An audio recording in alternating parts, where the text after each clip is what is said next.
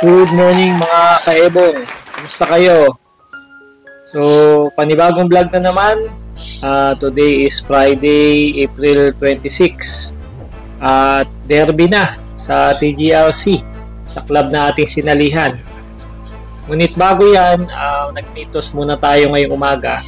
Yung lahat ng ating mga YBs kasama yung mga Warriors na i-entry natin sa derby. So parang exercise lang sa kanila to para medyo mabanat naman yung mga buto nila bago natin isakay mamayang hapon. So kasama dito yung apat na i-entry natin, si Cappuccino, si Opal, si Rob at saka yung si Caldrogo. Ayan. So yung mga young birds kasama din, pati yung young bird na umuwi kinabukasan, no? So malapit lang naman to sa amin, sa Barangay Sukad lang to. So kayang-kaya naman nila. So ngayon, isa-isay nating itotos yung ating mga Warriors. Ayan. So bakit ba walang audio yung aking video? Hindi ko malaman bakit ano nangyari. Tinesting ko naman yung aking mic. Pero nung kinabit ko ulit at nag-actual vlog na ako, siya namang nawala yung audio. So, mahirap tansyahin. Kaya, minsan naglolo ko. Ewan ko ba kung bakit. Pero, palagi ko hindi naman dahil naglolo ko. Baka may mali akong nagawa. Kaya, hindi gumana yung aking mic. Ayan. So, yan yung unang toss ko. Si Rob, yung CPRC na ring. Tapos sunod ko ito-toss dyan si Opal. Ayan, tapos sunod-sunod na. So panoorin muna natin yung aking vlog. Happy watching sa inyo mga kaebong. Pero mamaya maayos na yung aking vlog, yung audio kapag uwi ko, no? So binlog ko ulit yung yung pag-uwi ko naman. So maayos na yun. Alright, happy watching sa inyo. Sa Pinas, ito ay pambuong mundo. Marahil ay nagtatakapat, pinahahalagahan. Ngayon ito'y pakinggan ng inyong matuklasan.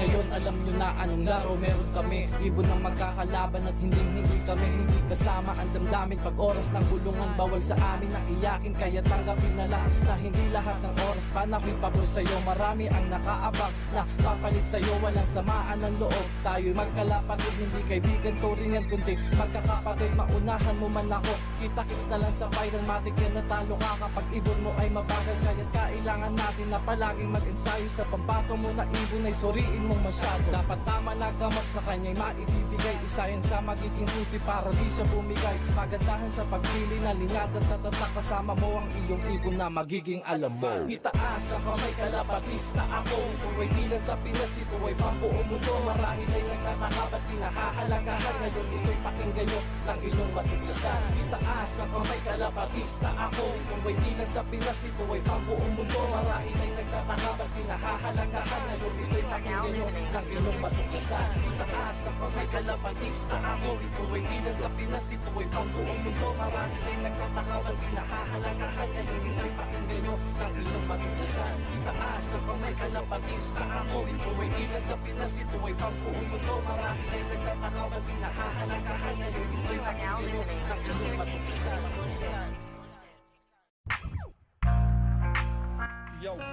Alright mga kaebong, pinip. Nandito tayo sa bubong. So sinilip natin yung mga yung mga panibagong tinitrain natin, yung mga hinugot natin sa stock lock. Sinasanay natin dito, binu-viewing natin sila para masanay sila. Pag pinakawala natin, babalik sila. So papakainin muna natin. Hindi natin pinapakain dito sa labas, doon sa loob. So pwede na nga itong pakawalan kaso baka wala akong oras na mag-abang sa kanila.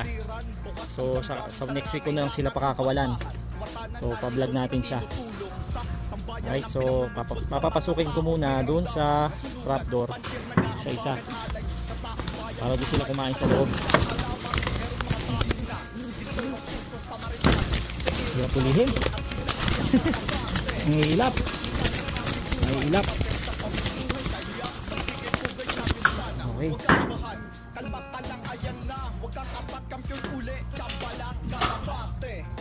Tinanggal ko na kasi yung mga tape nila, so baka lumipad. Kaya iniisa-isa ko. Hirap piliin. Kaya kayo kakain sa loob. Kailangan pagpa kakain sila, dadaan pa rin sila sa trapdoor. Hindi pwedeng bibigyan lang natin ng pagkain. Kailangan masanay sila. Yun, may narinig na akong pumasok.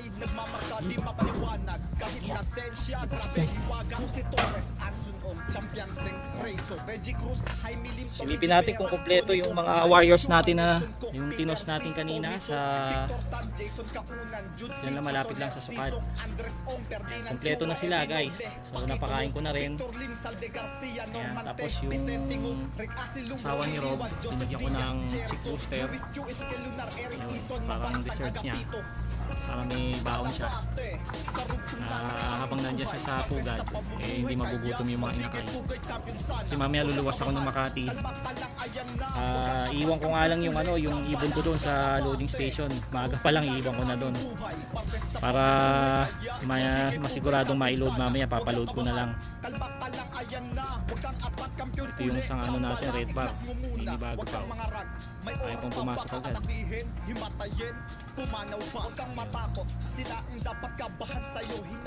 Pero pag may nakita pagkain yung papasok. Ubus na kasi yung pagkain. Pasok! Tuk! Pasukin natin. Tuk! Ako may pusa dun. Pasaway. Hindi pa nagagawa yung tirador ko. Pagka nagawa na yun, yari yung pusa. Tuk! Tuk! Yun! Pasok! Gawa na naman sila. Meron pa tayong bagong binabatcher dito eh.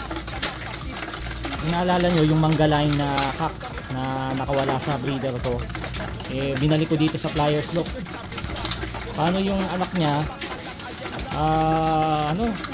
pinagtutuka niya, naka MacArthur pa naman yun.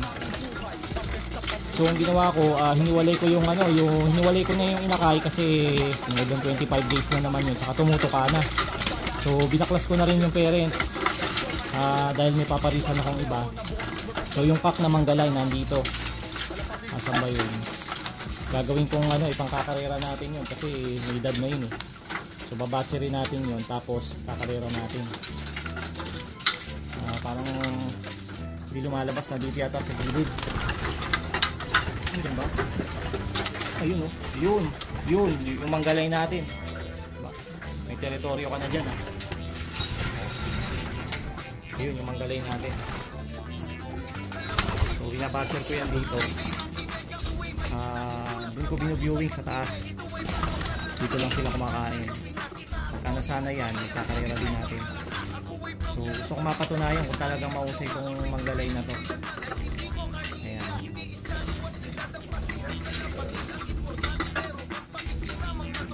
Round 2. Bago pa yung manggalay, no? Ayaw kong sumali. Medyo talagang siya. Sobrang ingat sa bawat kilos niya, oh. Nagagawa na iba siya, hindi pa. Ayan, tumukha na rin. Ayan, ganito rin ba tumukha yung mga warriors nyo? Mga gutom na gutom. Lalo na yung mga warriors ko doon sa Stocklock, grabe. Pagka nagkainan, kala mo buwis buhay talaga. Medyo binubusog ko kasi sasakay ko nga yung mga naka-derby natin. Ayan, ayos yan. Ganyan dapat.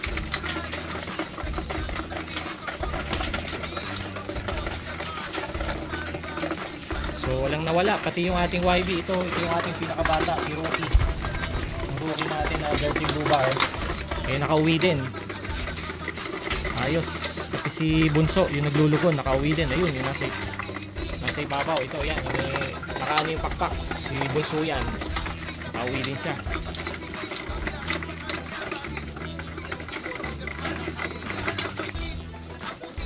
Alright.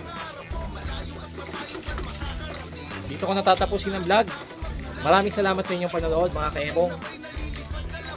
Bukas pala sa Sabado ng umaga, nandyan ako sa Consuelo Eco Park, sa Consuelo Macabebe.